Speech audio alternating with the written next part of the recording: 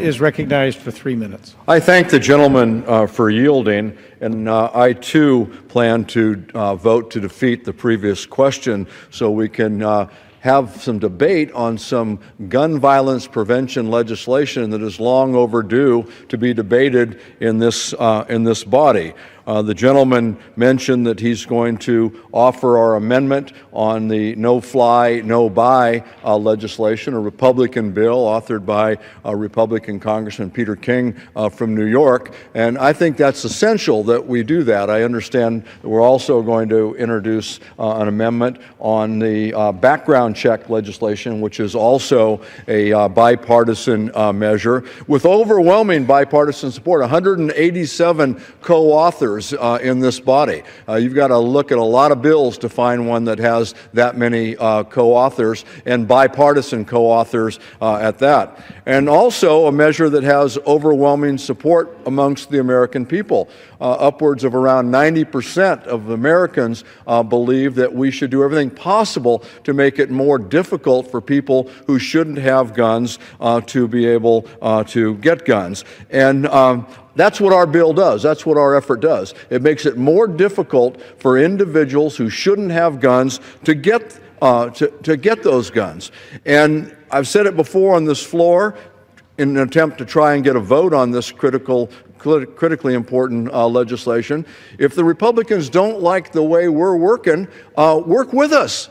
Help us figure out what we can do to make our communities safer.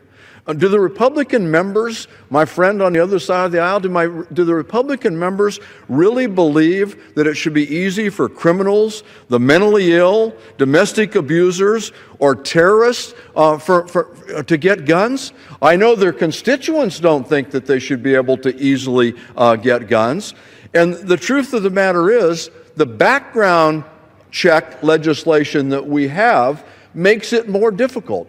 That is our first line of defense against criminals, the dangerously mentally ill, domestic abusers, and terrorists from being able to get guns. We should bring that bill to the floor, we should debate that bill, and we should pass it. We should be in step with the 90% of the American people who think that comprehensive background checks should be the law of this great land.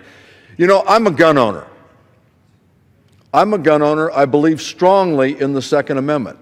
Personally, I wouldn't sell a gun to somebody unless I knew they weren't a criminal, they weren't dangerously mentally ill, they weren't a domestic abuser, and they weren't a terrorist.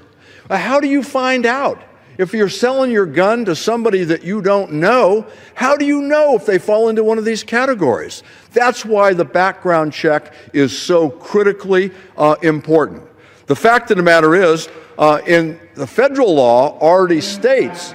The chair recognizes the gentleman from Texas. Thank you for yielding.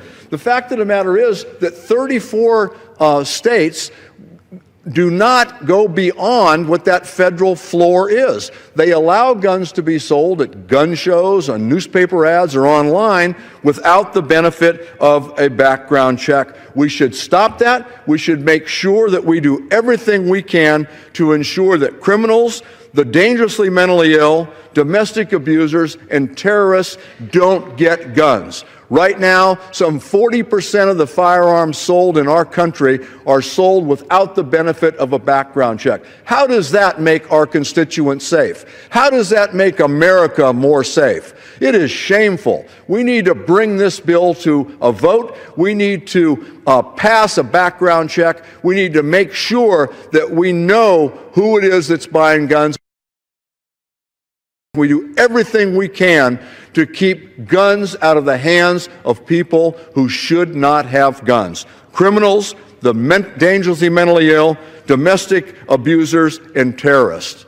I yield back the balance.